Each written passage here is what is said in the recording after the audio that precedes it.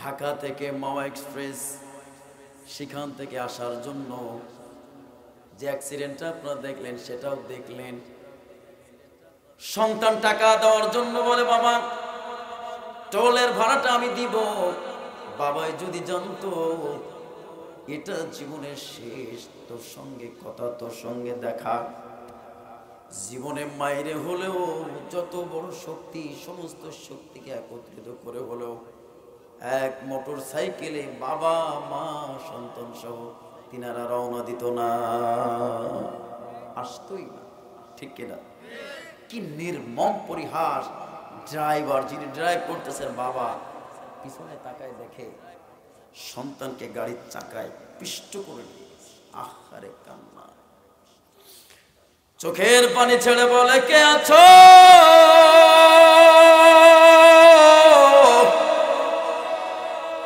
বাচ্চাটার বয়স 7 বছর। আমার একটাই সন্তান, কে আমারে আবার বলে ডাক দিবে? কেউ আমাকে সান্ত্বনা দিতে পারবা না। স্ত্রীর লাশ, সন্তানের লাশটা নিয়ে যখন বাড়িতে অ্যাম্বুলেন্সে গেছে, একটু চিন্তা করে দেখুন তো, বাড়ির মধ্যে যে বালিশগুলি ছিল, যেই বালিশটার উপর সন্তান ঘুমাতো, সন্তানের যে কাপড় চোপড়গুলি বাড়ির মধ্যে রাখা আলনার মধ্যে, ওই কাপড়গুলি বাবা দেখবে, চোখের পানি ফেলানো ছাড়া বাবার কোনো উপায়।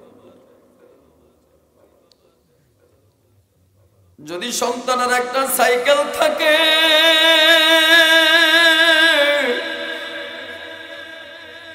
ওই সাইকেলের দিকে বাবা তাকাবে, চোখের পানি ফেলবে, নীরবে নিভৃতে, কেউ দেখবে না। অ্যাম্বুলেন্সটা যখন বাড়ির দিকে রওনা করেছে, সিটি বাজায় দিল, যুবক মাহফিলে কেন আসছো? কি নিয়ে বাড়িতে যাবো গো? মনটারে বোঝাও রে মন, আসার একটা সিরিয়াল আছে, যাওয়ার কোনো সিরিয়াল নাই। ওই বাবা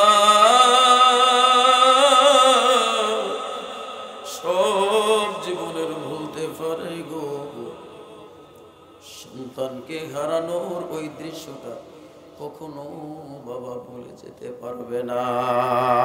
ঠিক নেই?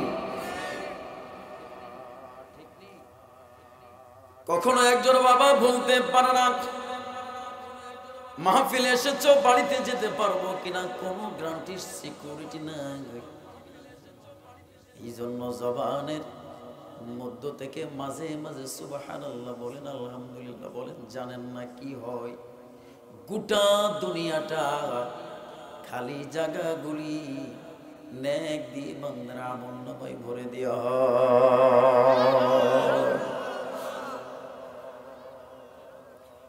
সেই দিন দেখা হবে কত বড় ইমাম সাহেব, কত বড় মুসাল্লি, কত বড় মুয়াজ্জিন, আর কত বড় সমাজের প্রভাবশালী নেতা। জোরে বলেন ঠিক কিনা? নেতারা থাকবে সব দৌড়ের উপরে। আল্লাহ আল্লাহ রাসূল কোরআন দিন সুন্নাহকে যারা আঁকড়ায় ধরেছিল, কাল কিয়ামতের ময়দানে সাদিকিনদের বিশাল একটা জামাত হবে।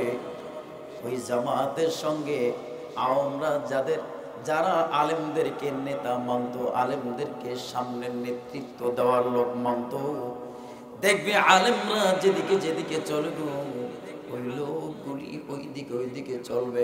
আলেমরা রাসূলের সঙ্গে জান্নাতে ঢুকে যাবে, আর ওই লোকগুলিও জান্নাতে চলে যাবে। এবার আসি, সোহেল মাহফিল দিয়েছে, আমরা সহযোগিতা করতেছি, বক্তারা সহযোগিতা করতেছে। এখানে যে মানের বক্তা আসছে একমাত্র আমি ছাড়া, আমার 5 টাকারও দাম না, সেটা আমি জানি। কিন্তু আল্লাহ তাআলা দিনের স্বার্থে অনেক জায়গা সফর করায়। এই মাসেও সফর করে আসছি, সামনে প্রোগ্রাম আছে। আমি বাদে এখানে ভালো ভালো বাজেটের বক্তারা আসছে, যারা ইন্ডিয়া সফর করে। সোহেল ভাইয়ের কথায় আসছে, ভার্সিটির মসজিদের ইমাম সাহেব, তিনিও আসবে একটু পরে। এখানে যারা কদম রাখবেন, আর এরা সোহেল ভাইকে ইজ্জত করে, সম্মান করে, দিনকে মূল্যায়ন করে এই বাগানের মধ্যে এসে কথা বলে যাচ্ছে, দাম আছে না নাই? এবং আপনারা যারা শুনতে এসেছেন, আপনাদের হায়াত থেকে মূল্যবান সময় আপনারা এখানে নষ্ট করতেছেন, ব্যয় করতেছেন, এর দাম আল্লাহর কাছে আছে না নাই? আছে। এটা কোন নাইট? উঠে যাবেন? উঠবেন না, উঠলে এখনই উঠে যাবেন। সামনে লোক না থাকলে আমরা কথা বলতে পারি, যোগ্যতা আছে ইনশাআল্লাহ। একজনও থাকা লাগবে না। বহু বক্তা আছে মাগরিবের পরে বয়ান দিলে করতে চায় না, আছে না? কয়েকটা লোক আছে সিরা বুড়ো কথা কওয়া যায়। বেটা বড় যদি হতে হয় ছোট হও, তবে ভাইরাল হইতে গেলে আগে বেভাইরাল জায়গায় চাষ করে, ঠিক কিনা ভাই? আমার অত লোক লাগবে না, 4-5 জন থাকলেই হবে যারা কোরআনের কথা শুনবে এবং মানার নিয়তে আসছে, এই লোকগুলি থাকলে হবে। আর যারা কণ্ঠের জন্য আসছে তারা না থাকলেও চলবে। তবারকের জন্য যারা আসছেন ওই পাশে যাইয়ে লাম্বা খাজুর খাইতে থাকেন, সময় হবে ডাক দেবো, প্যাকেটটা নিয়ে বাড়ি যাবেন, লাগবে না। তবে মনে রাখেন এই রাত জীবনের শেষ রাত হতে পারে, যেটা বলে ঠিক কিনা? এটা জীবনের শেষ রাত। বতুল্লাবাদ থেকে যখন মহিলাটা গাড়ি চাকার নিচে পড়লো, শুধু ফুটবলের ব্লাড আর বাস করলে যেমন একটা শব্দ হয়, এমন একটা শব্দ হলো। পিছনের দিক তাকায় দেখেছে ঘিলু পাশা টায়ারের সাথে লেগে চলে গেল। বোঝে নাই বাচ্চা রয়ে গেছে, স্বামী রয়ে গেছে, তিনি চলে গেছে। আবার দেখা যাচ্ছে স্ত্রী আছে, বাচ্চা আছে, স্বামী চলে গেছে। আবার বাবা আছে, মা আছে, সন্তান চলে যায়। কথা কর ঠিক কিনা? ভাইরা আমার, সময় একেবারেই নাই, একেবারে সময় নাই, জিরোর কোটায় চলে আসছে। যে সমস্ত লাশগুলি আমাদের আইসিইউতে রাখে, ওখানে মিটারে সিগন্যাল মিটার আছে না? ও সিগন্যাল যতক্ষণ ও চলবে ততক্ষণ এর হায়াত আছে। কাটা দাঁড়ায় যাবে, রেড সিগন্যাল যখন চলে আসবে তখন ও সিগন্যাল দেবে যে এ নাই।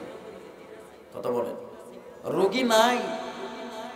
শোনা ভাইরা আমার, আগামী বছর 31st নাইট আসবে, আমরা বয়ান শুনবো। আপনার তো লাখ কপাল, আমাদের লাখ কপাল, লাখ কপাল যে আল্লাহ তাআলা বেহায়া পড়ায় না নিয়ে, আল্লাহ তাআলা জিরো জিরো ছোট ছোট ভাঙ্গা ভাঙ্গা কথা বলেও আল্লাহ তাআলা কোরআনের মজলিসে আমাদেরকে কবুল করেছেন। চিল্লায় বলেন আল্লাহু আকবার। কোটি কোটি লক্ষ লক্ষ জায়গায় গিয়ে দেখেন, সারা বাংলাদেশের মধ্যে 31st নাইট উদযাপন করতেছে বেহায়াপনা দিয়ে। অথচ এই সংস্কৃতি মুসলমানের নয়, এই সংস্কৃতি হচ্ছে ইহুদিদের কালচার, নাস্তিকদের কালচার, বেওয়াতিদের কালচার, বিজাতিদের, এটা কৃষ্টি কালচার, এটা আমাদের কালচার না। অথচ এখানে বসে আমরা ভাঙ্গা ভাঙ্গা কথা শুনতেছি। আগামী বছর আসবে, এটা বহু দূরের কথা, এর মধ্যে বহু খাটিয়া বহু মানুষের বাড়িতে চলে যাবে, ঠিক কেনা ধরে আর পাবেন না। প্রিয় ভাইরা আমার, এই জন্য এখানে আসছি, সংযোগ লাগাতে হবে কার সঙ্গে? একটু জোরে বলেন। আলোচনা মজা হবে না, মাইক ভালো না। আলোচনা না মজা হওয়ার কারণটা হচ্ছে মাইক ভালো না। তবু উঠে যখন পড়ছি, সেই যখন পড়ছি দু একটা কথা বলেই আমি ছেড়ে দেবো ইনশাআল্লাহ। আজকের ঢাকার যে মেহমান, উনি একটু পরে চলে আসবে, আমি সিগন্যাল দেওয়ার সাথে সাথে উনি চলে আসবে স্টেজে ইনশাআল্লাহ। কুল ইন কুনতুম তুহিব্বুনাল্লাহ ফাত্তাবিউনি ইউহিব্বুকুমুল্লাহ। অসংখ্যবার এই আয়াতের তাফসীর শুনছেন, আলোচনা শুনছেন, ব্যাখ্যা শুনছেন, কিন্তু আসলে আমাদের দিলের মধ্যে এই নবীজির মোহাব্বত এখন পর্যন্ত আমরা স্থাপন করতে পারি না। এরকম বহু আল্লাহর বান্দা আছে, আর স্থাপন যারা করছে তারা শুক্রবারে জিলাপির মজা, জিলাপির যে একটা মোহাব্বত, মিষ্টি খাওয়া, এইটা ভালো মতো কলিজার মধ্যে আমরা গাইতে লাইছি, যেরকম ঠিক কিনা। কিন্তু আমরা মুস্কানের মতো হতে পারি না। ইন্ডিয়ার জমিনে মুস্কান, মনে আছে? মুস্কান একটা মাত্র মুসলিম রমণী মেয়ে, আর সমস্ত চতুর্দিকে ইন্ডিয়ার হায়নারা, যুবক নামের হায়নারা, কুত্তারা যখন তার গায়ে হরে রাম হরে কৃষ্ণ বলার জন্য যখন তাকে উদ্বুদ্ধ করা হলো, চতুর্দিক থেকে যখন তাকে ঘিরে ফেললো, তখন মুস্কান নামে এক কণ্ঠে লক্ষ লক্ষ যুবকের কণ্ঠে ধ্বনিত হলো আল্লাহু আকবার, আল্লাহু আকবার, আল্লাহু আকবার। আমার সঙ্গে বলেন আল্লাহু আকবার, আল্লাহু আকবার, আল্লাহু আকবার। আঙ্গুল নেড়ে নেড়ে এইভাবে শুধু আল্লাহু আকবার ধ্বনি দিয়ে মনে হলো গোটা দুনিয়ার সমস্ত মানুষের জিম্মাদারি মনে শুধু মুস্কানের উপরে। চিল্লে বলুন আল্লাহু আকবার। মনে আছে আপনাদের? মনে নাই? ইন্ডিয়ায়, আহারে ইন্ডিয়ায়, মনে 2 বছর আগের কথা। একাই শুধু বলেন আল্লাহু আকবার। একজন মেয়ে, ও রাসূলের আল্লাহর ভালোবাসা ও স্থাপন করছে, আমরা করতে পারি নাই। যদি করতাম, বিশ্বাস করেন, আমার তো চাপ দাড়ি না, কয়েকটা দাড়ি এখানে মাওলায় দিয়েছে, তা জীবনে কাইটেও দেখলাম না যে কেমন লাগে আমার। কিসের মহব্বতে, কার ভালোবাসায়? নবীজির ভালোবাসাই তো। আমার নবীজি কখনো দাড়ি কাটেননি, আমরা তার উম্মত, আমরা কেমনে কাটি? প্রিয় নবীজি আমার,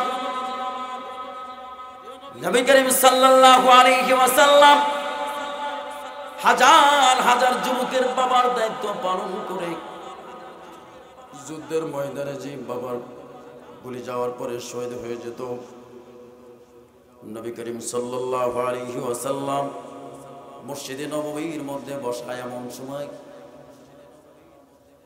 যুদ্ধের যে দলগুলি আছে, শহীদদের দলগুলি থেকে যেই মুজাহিদগুলি বেঁচে গেছে, গাজী হয়ে মক্কায় ফিরতেছে, মদিনাতে ফিরতেছে, এমন সময় মক্কার 2 গিরিপথের পাশে এমন একটা সরু পথ, এই পাশে মুসলমানেরা, এই পাশে মুসলমানেরা। আর যেই সন্তানের বাবাগুলি যাদের ময়দানে গেছিল, তখন তো নেটের যুগ ছিল না, অনলাইনের যুগ ছিল না।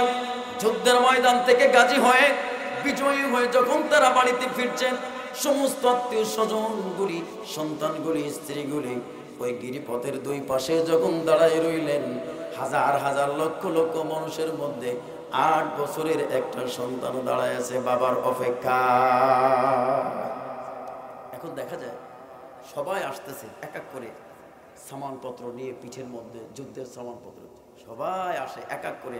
সর্বশেষ ব্যক্তির জন্য অপেক্ষা করতেছে ওরকম একটা বাচ্চা। কার জন্য বলুন তো? বাবার জন্য। বাবাকে দেখবে, বহুদিন পরে বাবা আসতেছে। প্রিয় ভাইরা আমার, দেখতে দেখতে দেখা গেল একেবারে শেষ মানুষটা পর্যন্ত সবাই মদিনার মধ্যে প্রবেশ করলো, কিন্তু যার আগমনের জন্য সন্তান দাঁড়ায় রইলেন, ওই মহামানবটা তার চোখের গোচরে হলো না। চোখের সামনে যখন আসলো না, দলটা যখন এখান থেকে সামনে চলে গেল, ছোট্ট বালক মানুষ একে দৌড়ে আবার সামনে গিয়ে দাঁড়াইছে। আবার দেখবে এত মানুষের মুজাহিদদের মধ্যে মনে হয় আমার বাবা মিস্টেক হয়ে গেছে, আবার সামনে গিয়ে দাঁড়ালো, কিন্তু না না, দেখতে দেখতে দেখা গেল আসলে সবাই মুজাহিদ, সব মুজাহিদ ফিরছে, কিন্তু তার বাবা ফেরে নাই। সমস্ত মুজাহিদগুলির সামনে বাজান, দুনিয়ার মধ্যে কোরআনের কাজ করতে যাবেন, ইসলামের কাজ করতে যাবেন, নামাজের দাওয়াত দিতে যাবেন, বাধা আছে না নাই? আছে।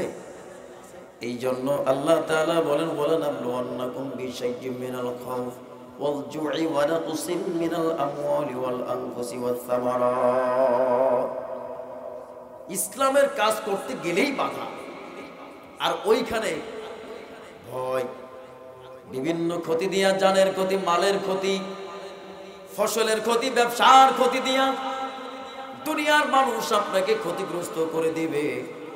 কিন্তু ঈমানের মানদণ্ডে এমন ভাবে মজবুত হয়ে থাকতে হবে, তাম দুনিয়া যদি আমার এগেইনস্টেও চলে যায়, আমি আল্লাহর দিন থেকে 1 ফোঁটাও সরে দাঁড়াবো না। ঠিক কিনা জোরে বলে? আমরা সরে দাঁড়াবো না। এইরকম মজবুতি ঈমান থাকতে হবে, নবীজির আশিক হইতে হবে, আল্লাহর মহব্বত আসবে, নবীজিরও পাগল হওয়া যাবে। জোরে কোন ঠিক কিনা? সন্তান দাঁড়ায় গেছে, কেউ, সবাই আসছে, তিনার বাবা আসে না।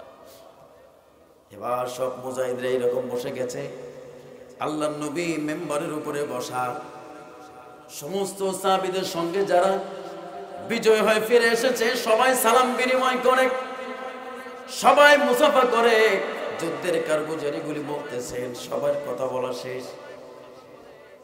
সমস্ত বালকেরা আসছে, বাবাকে জড়ায় ধরে বুকের মধ্যে নিয়ে এগালে চুমো, গেলে চুমা, এমন ভাবে আদর করছে। সন্তানগুলি বাবাকে সালাম দেয়, আসসালামু আলাইকুম আব্বা, কেমন আছেন? বুকের সঙ্গে আলিঙ্গন করে সবার মুআমালাত যখন শেষ, আল্লাহ নবীর দৃষ্টি পড়লেন ওই যে সন্তান বাবাকে মিস করতেছিল, বাবার অপেক্ষায় দাঁড়ায় ছিল, সন্তানের কলিজার মধ্যে ইচ্ছা ছিল আমি আমার আব্বাকে সর্বপ্রথম মদিনাতে পা রাখলে সর্বপ্রথম যেই সালামটা দিব সেই সালামটা দিব আমি আমার আব্বারে। নসিবে হয় নাই। নবী আমার পিছনে চোখ দেওয়ার পরে দেখে ছেলের চোখটা চলচল করছে পানি।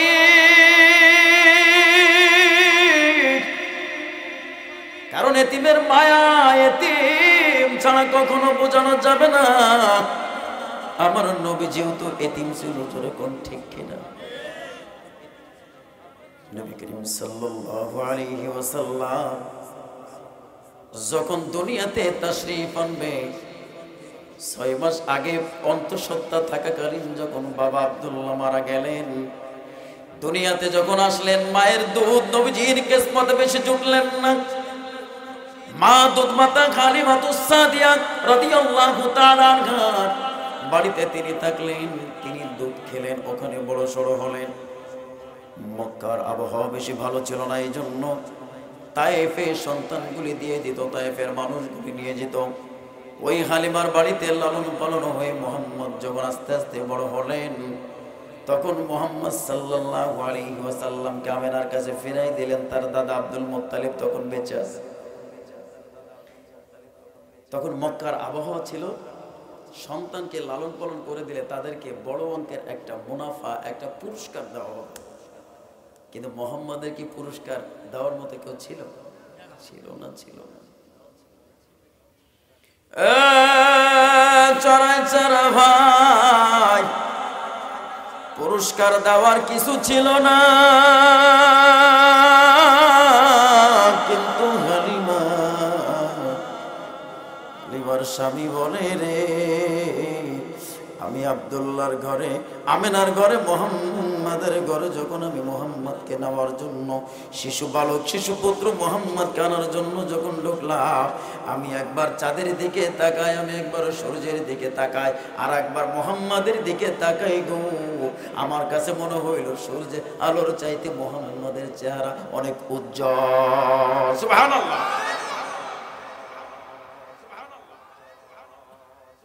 আমেনার কাছে এনে পৌঁছে দিল।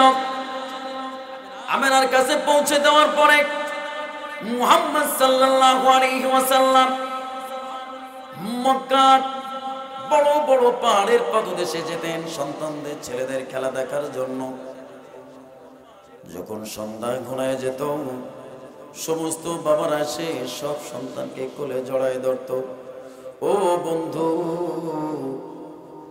যেই লোকটা আপনি প্রবাসে থাকেন, প্রবাস থেকে যখন 5 বছর পরে বাড়িতে আসেন, যখন আপনার 1 বছরের বাচ্চা আপনি রেখে গিয়েছিলেন, 5 বছর পরে তার বয়স হলো 6 বছর, যখন আপনি বাড়ির আঙিনায় আসছেন, আপনার সন্তানকে দেখার পরে ওই সন্তানের গায়ে যদি ময়লাও থাকে, যদি পায়খানা প্রস্রাবও লাগানো থাকে, এমনভাবে কোলের সঙ্গে জড়াই ধরে এগালে চুমা ওগালে চুমা তুমি দিতে পারো, তোমার কলিজাটা যদি ঠান্ডা হয়।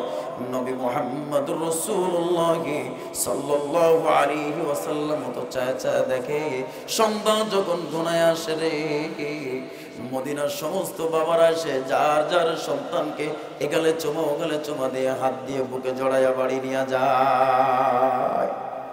মুহাম্মদুর রাসূলুল্লাহ সাল্লাল্লাহু আলাইহি ওয়াসাল্লাম এমন দৃশ্য দেখে বাড়িতে যায় না, পাহাড়ের পাদদেশে বসে বসে কান্দে।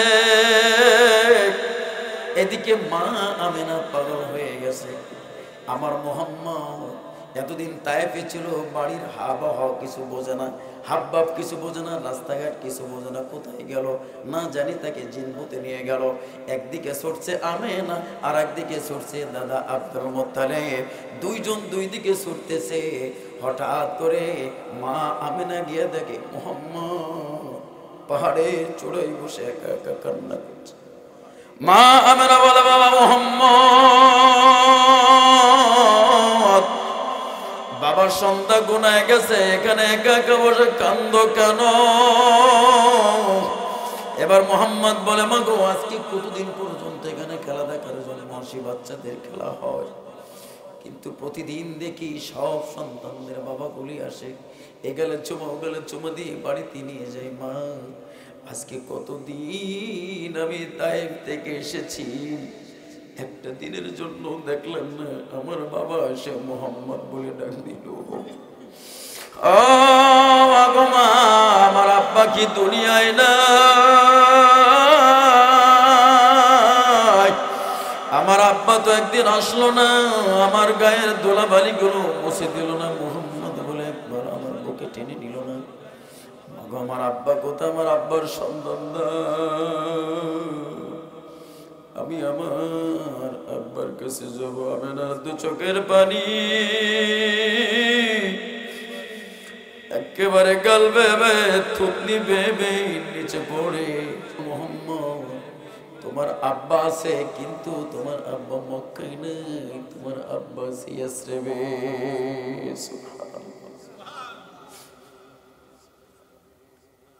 শাশুড়ি আম্মা বেঁচে নাই।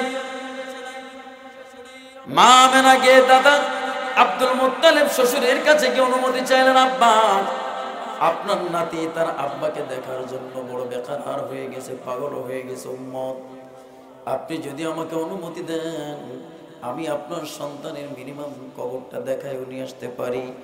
যখন শ্বশুরে অনুমতি দিল যাও, তখন মুহাম্মদ সাল্লাল্লাহু আলাইহি ওয়াসাল্লাম কিনে রওনা করেছেন।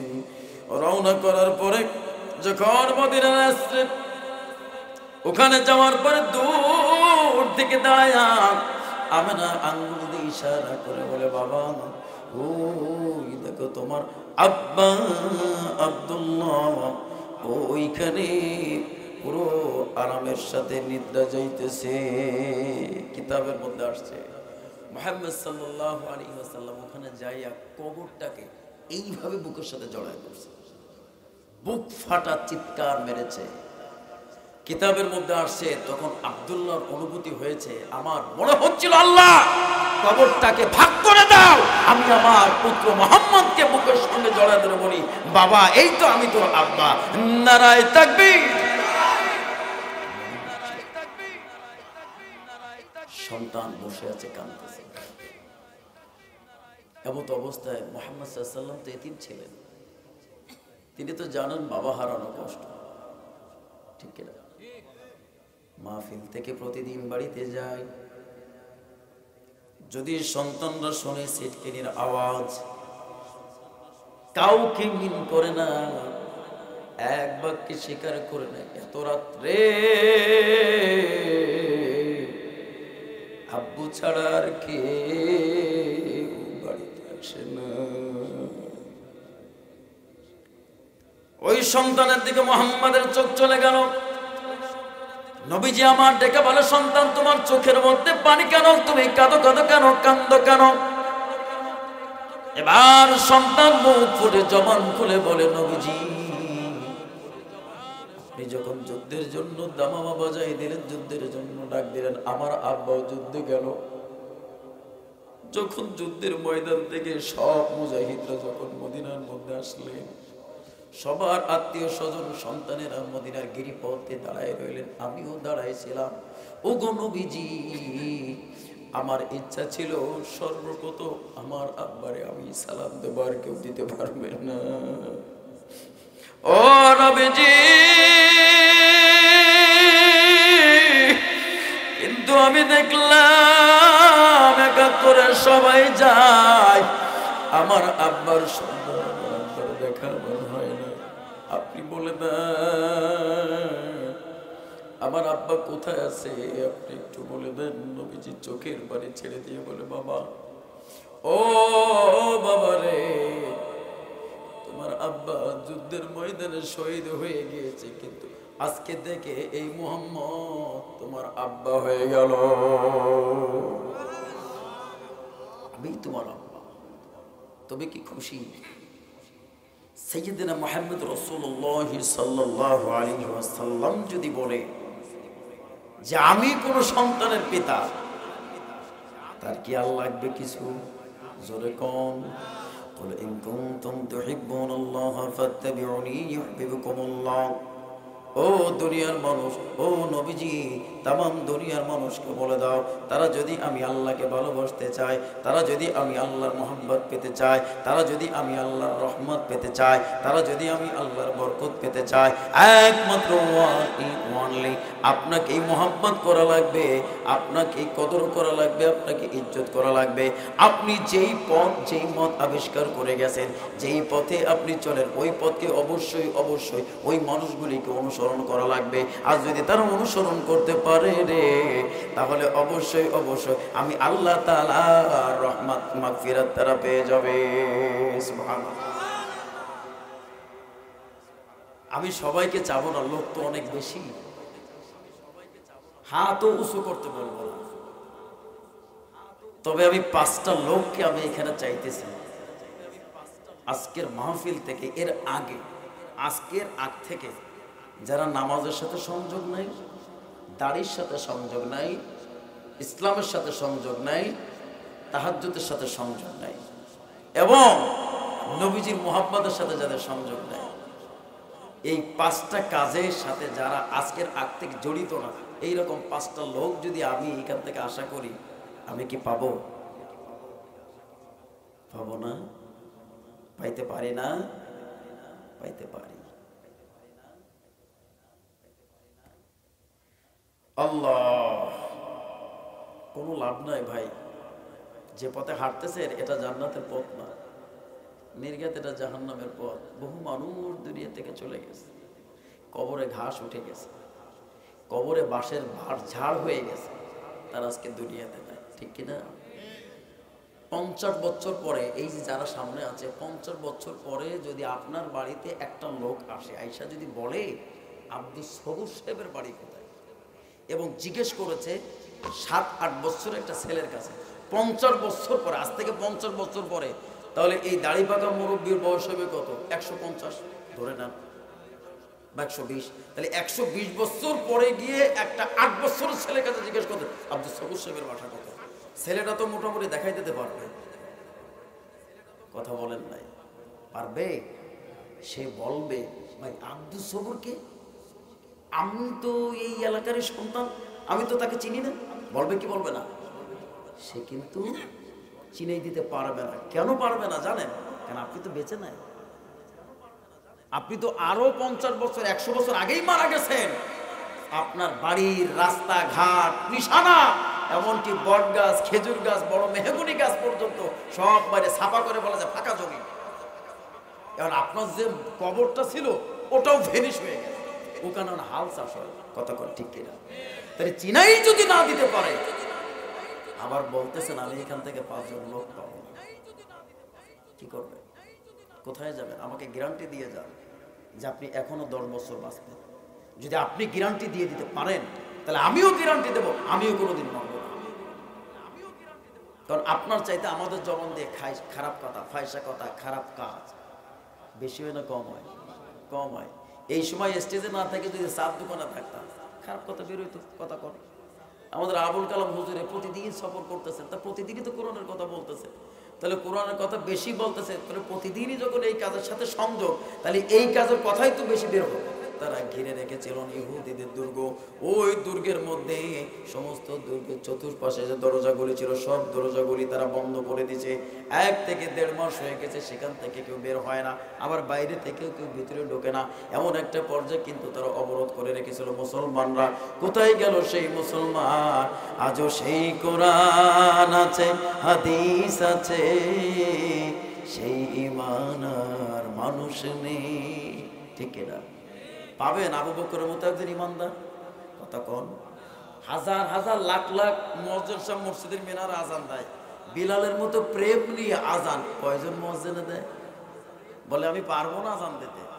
হাসান হোসেন দর্শে বহুদিন পরে মক্কায় ফেরত গেছে, মদিনায় ফেরত গেছে বহুদিন পরে, বহু বছর পরে। তাও নবীজি বেলালকে স্বপ্নে দেখাইছে, বেলাল আজকে কত বছর হয়ে গেল, তুমি আমার সাথে আসো না, দেখা করো না, সাক্ষাৎ করো না, কথা বলো না, তুমি তো যাও না, আমার রোজার পাশে তো আসো না। প্রিয় ভাইরা আমার, এই ধরনের কথা যার সাথে মহব্বত থাকে সে স্বপ্নে এসে দেখা দেয়। কথা কর। আর জরিনা সকিনে এসে স্বপ্নে দেখা দেওয়ার পরে যাওয়া হয় তা তো বোঝেনি। বলে এই লোকগুলিও আবার দেখা দেয়, আবার এদেরকে যারা দেয় ওরাও আবার এক ধরনের মানুষ, কথা কয়। আবার বহু মানুষ আছে রাত্রে ঘুমায় ঘুমায় ঘুমায় নবীজিকে স্বপ্নে দেখে, আছে না নাই? যেই চোখ প্রকাশ্যে স্বপ্নে আমার নবীজির চেহারা দেখলো, ওই চোখ জীবনে জাহান্নামে যাবে। একটু সুবহানাল্লাহ কয় না? বেলাল রাত্রে স্বপ্নে দেখার সঙ্গে সঙ্গে ওই রাত্রে উঠে গেছে, যে স্ত্রীকে বলতে তাড়াতাড়ি ঘোড়া সাজায় দাও, দামেস্ক থেকে রওনা হচ্ছে। দামেস্ক থেকে ঘোড়ার পিঠে সওয়ারি, ওই রাত্রে তাহাজ্জুদের রক্তে শুয়ে ঘোড়া ছুটাইতেছিল। 2 দিন পরে মদিনাতে এসে পৌঁছাইছে। বেলালকে দেখা সমস্ত মদিনার মানুষগুলি ঘরের থেকে মেয়ে ছেলে ছোট বড় বৃদ্ধ আবার সব বেরিয়ে গেছে। কেন? কারণ নবী করিম সাল্লাল্লাহু আলাইহি ওয়াসাল্লামের সশরীরে সচোখে আল্লাহর নবীর সাথে যুদ্ধে অংশগ্রহণ করেছে। আল্লাহর নবীর ডানে বামে বেলাল ছিল কি ছিল না? মসজিদের মেম্বারে আজান দিত কি দিত না? কত বড় সম্পর্ক থাকলে মেরাজের রাত্রে বেলালের পায়ের আওয়াজ শুনতে পারে? এটা আল্লাহু আকবার বলে। বেলালকে দেখে সবাই বেরিয়ে গেছে, ছোট ছোট বাচ্চারা ওই যে কথা শুনতেছে বেলাল আসছে। তখন এক শ্রেণী বাচ্চারা বলে, আম্মা বেলাল যখন এসেছে মাগো, একটু পরে দেখবা আমাদের নবীজিও চলে আসবে। মদিনার মেয়ে ছেলেগুলি বলে, সন্তান এটা তোমার মিথ্যা চিন্তা চেতনা, আমাদের নবীজি আর কোনো দিন আমাদের কাছে আসবে না। এখন এবার সবাই ধরছে, বেলাল সেই আজানটা দাও, সেই আজানটা দাও, যে আজান আমার নবীজি বেঁচে থাকতে জীবন্ত সে তুমি দিতা, ওই মধুর আজানটা তোমার আজকে দেয়া লাগবে। যত লোকে এসে বল, বড় বড় বুজুর্গ সাহাবীরা, বেলাল বলে আমি দিতে পারবো, হবে না, আমার দ্বারা হবেই না। কারণ সম্পর্কটা এবং পাওয়ার হাউসের তার তো নবীজির সঙ্গে লাগানো, জোরে কর ঠিক কিনা? আমি তো দিতে পারবো না, এটা হবে না আমার, না দেওয়া না, এটা আমার হবে না। এইবার সাহাবীরা যাইয়ে যখন ধরছে হাসান হোসেন, আল হাসান আল হুসাইন সাইয়্যিদা শাবাবি আহলিল জান্নাহ, সমস্ত যুবকদের সরদার কে হবে? জোরে কম হাসান হোসেন। সমস্ত নারীদের সরদারেরই হবে মা ফাতেমাতুজ জোহরা রাদিয়াল্লাহু তাআলা আনহা। আল ফাতিমা সাইয়্যিদা আহলিল জান্নাহ, ফাতেমা ও জান্নাতি, আলী ও জান্নাতি, ইমাম হাসান এবং হুসাইন তিনারাও জান্নাতি। সুবহানাল্লাহ। এখন দেখতেছে যারে গিয়ে কইলে কামইবে তার কাছে চলে গেছে। মন্ত্রী কথা শুনতেছে না, প্রধানমন্ত্রী কথা শুনতেছে না, আপনাকে চেনে না, কিন্তু প্রধানমন্ত্রী যারা চেনে তার কাছে যাওয়া লাগবে না? এনে তো নিয়ে গেছে এই রামে 4 কোন কেস, ওর মধ্যে যা থায় বোম থায়, বোম কি থাকে, আর কাজ হবে না। যেরকম ঠিক কিনা? আর কাজ হবে না। বাংলার মানুষ আর দেখতে চায় না। ভালো আছি, ডাল ভাত খাইয়ে বিলাই দিয়ে দরকার নাই, আছে। যখন হাসান হোসেনকে কি বলতেছে, তুমি একটু বিলাল রে কইলেই বিলাল আজান দেবে। সুবহানাল্লাহ কোন, তোমরা একটু বললেই বিলাল আজান দেবে। কারণ তোমাদেরকে রাসূল বলেছেন, আমার হাসান হোসেন যারা ভালোবাসছে তারা যেন আমার নবীকে, আমি নবীকে ভালোবাসছি। সুবহানাল্লাহ বলে। ইমাম হাসান হোসেন একবার খুঁজে পাওয়া যাচ্ছে না, তো দেখে যে খেজুর বাগানের মধ্যে 2 ভাই ধুলাবালি মাইখা একবারে গড়াগড়ি দিতেছে। বাচ্চারা এরকম করে না গরমের সময় ধুলাবালি? তো যাই আবু বকর রাদিয়াল্লাহু তাআলা চাইয়েই কোলে নেছে, 2 ভাইরে কোলের সাথে জড়াই ধরছে। জড়াই ধরার পর ওই মুহূর্তে আমার নবীজিও চলে আসছে। নবীজি এসে বলে, আবু বকর, যে সিনার সঙ্গে আমার হাসান হোসেন লাগায়, ওই সিনা জাহান্নামে যাওয়ার জন্য প্রস্তুত না, ওই সিনা আল্লাহ পাকের জান্নাতে চলে যাবে। নারায়ে তাকবীর। ওই সিনা কখনো জাহান্নামে যাবে না, আমার হাসান এবং হোসেনকে যারা ভালোবাসে। সুবহানাল্লাহ বলেন। এখন যে বলতেছে বেলাল, চোখে তো পানি, বলে বেলাল, সমস্ত মদিনার মানুষ রিকোয়েস্ট করেছে, দরখাস্ত করেছে, আমার নানা ভাই থাকতে, আমার নানা ভাই থাকতে মসজিদের মিনারে মিনারে ওঠে বেলাল যা জান দিতা গো, ও আজানটা মদিনার মানুষ শুনতে চাই বেলাল।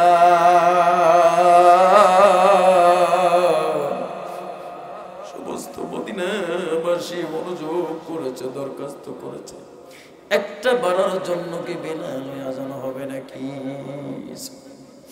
কি মুহাব্বত!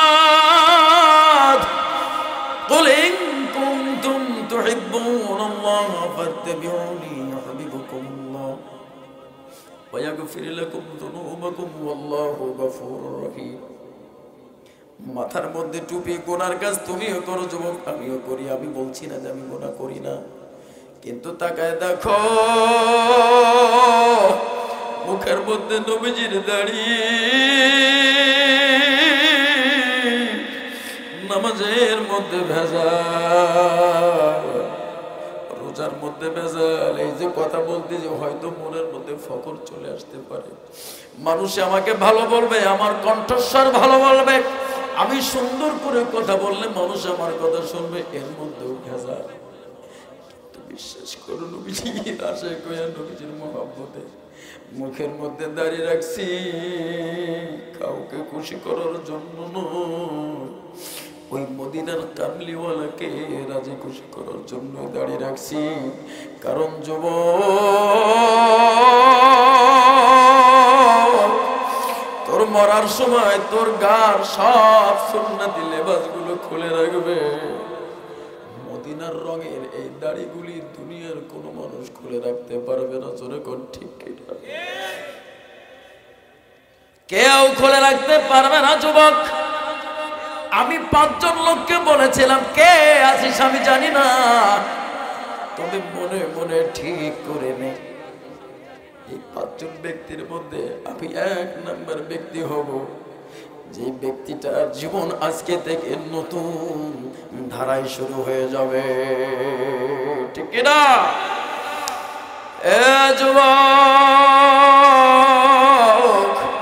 বাচ্চা হারুন আর রশিদের 2 জন সন্তান ছিল। 2 জন সন্তানকে উস্তাদ যে এসে পড়াইতো, খুব লক্ষ্য করে শোনে।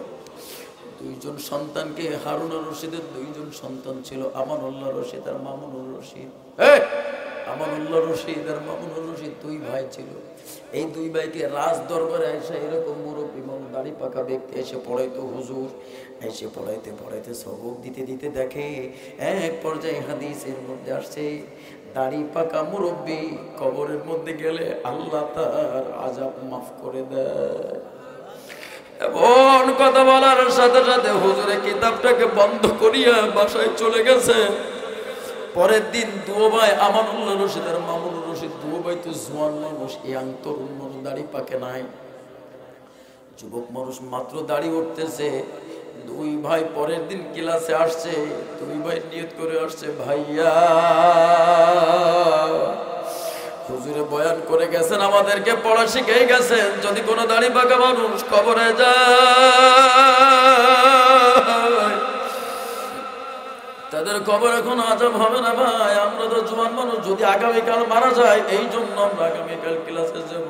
আমাদের কাঁচা দাড়িতে পাউডার আর আটার গুঁড়া, ময়দার গুঁড়া লাগাই যাবে। আল্লাহর বান্দা 2 ভাই যখন ক্লাসের মধ্যে বসে, পরের দিন উস্তাদজি গিয়ে দেখে 2 ভাইয়ের দাড়িটা সাদা হয়ে গেছে। আল্লাহু আকবার! উস্তাদজি গিয়ে বলে, কি ব্যাপার বাবা, তোমাদের দাড়ি তো আমি গতকাল কাছে দেখছিলাম, কালো মিশমিশে দাড়ি। চোখের পানি ছেড়ে দিয়ে বলে, হুজুর আপনি তো বলে গেছেন যাদের পাকা দাড়ি নিয়ে কবরে যাবে আল্লাহ তাদের কবর আযাব মাফ করে দেবে। ও হুজুর, এই জন্য আমরা 2 ভাই, আমাদের দাড়ি তো কালা, কিন্তু এই কালো দাড়িতে ময়দার গুঁড়া লাগাই আসছি। আল্লাহ দেখো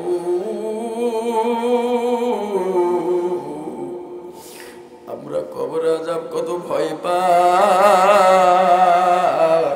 আর মদিনার কামলিওয়ালাকে আমরা কত ভালোবাসি। জোরে জোরে বলেন সুবহানাল্লাহ। 5 জন ব্যক্তি মনে মনে তৈরি হয়ে যান বাজান। আমি নামও শুনতে চাই না, হাতও দেখতে চাই না, তোমার কলবের হালত কে দেখবে? জোরে বলেন, কে দেখবে? তোমার আল্লাহ থাকবে, কিশোর মানুষ হইতে পারো, যুবক মানুষ হইতে পারো। বেলালের কাছে আইসা যখন হাসান হোসেন বলতেছে, ও বেলাল, আমার নানা ভাই বাইসে থাকবে, তুমি যে আজান মেনারে উঠে দিতে, ওই আজানটা একটু দাও। নানা ভাই বাইসা নাই, তবুও মুহাম্মদ এই নামটা তোমার মুখে যতটা ভালো লাগে, পৃথিবীর কোন মানুষের মুয়াজ্জিনের মুখে এত ভালো লাগে না। হযরতে বেলাল রাজি হয় না। রাজি যখন হচ্ছে না, বহু পিরাপিরি করার পরে দেখবেন বাজার, মার সঙ্গে, মাকে তিনি এত বেশি ভালোবাসতেন, ওই মার কোন স্মৃতি, মার মৃত্যুর পরে সামনে পড়লে চোখে পানি চলে আসে, এমন সন্তান দুনিয়াতে আছে না নাই? বাবাকে এত বেশি ভালোবাসতো, বাবার লাঠিটা যখন আলনার উপরে ঝোলানো, বাবা দুনিয়াতে নেই, যে লাঠিটা ভন্না দিয়ে বাবা মসজিদে নামাজ পড়তে যেত, ওই লাঠিটা এখনো আলনার উপরে ঝোলানো, কিন্তু বাবা দুনিয়ার জীবনে নাই। ওই লাঠির দিকে তাকায় আর দুই চোখের পানি ছেড়ে দেয়। মোহাম্মতের দাম দুনিয়ার কোনো কিছু তো হবে না, ঠিক কিনা জোরে কর। বেলাল রাজি হয় না, হঠাৎ করে রাজি হয়ে গেছে। আজান শুরু হয়ে গেছে, আজান দিতে দিতে দিতে দিতে মিনারে উঠে গেল। মিনারে উঠে যখন আশহাদু আন্না মুহাম্মাদুর রাসূলুল্লাহ, মুহাম্মাদুর রাসূলুল্লাহ যখন বলে, আল্লাহু আকবার, বেলাল অজ্ঞান জমিনে পড়ে যায়। বেলাল দুনিয়াতে নাই। ওঠো বিল্লাল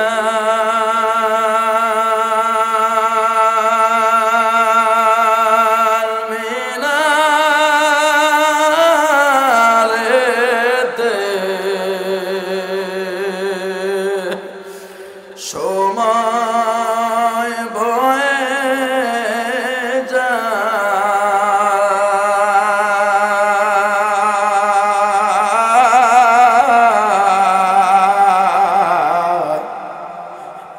আজান দাও গো মধুর সুরে, শুনতে মনে চায়। আজান দাও গো মধুর সুরে, শুনতে মনে চায়। লোকে বলে দাও গো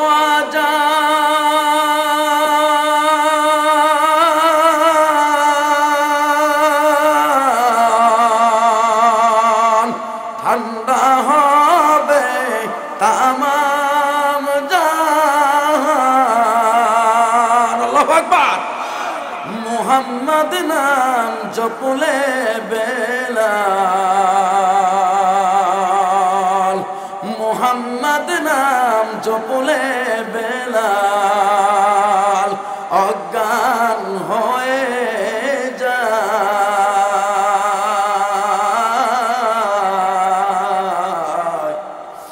আজান দাও গো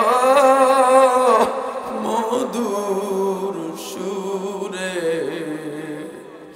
শুনতে মনে চায়। বেলাল বলে আজান দিলে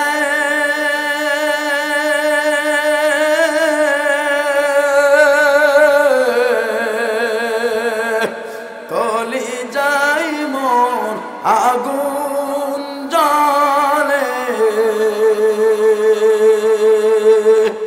মুহাম্মদ নাম জপলে বেলাল অজ্ঞান হয়ে যায়।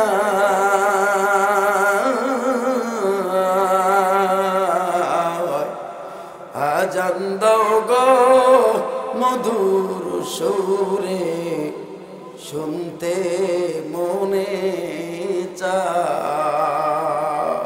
আল্লাহু আকবার।